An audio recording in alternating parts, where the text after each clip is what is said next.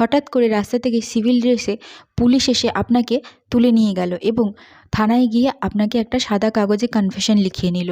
এরপর কি হবে সেটাই আলোচনা করব আজকের এই ভিডিওতে।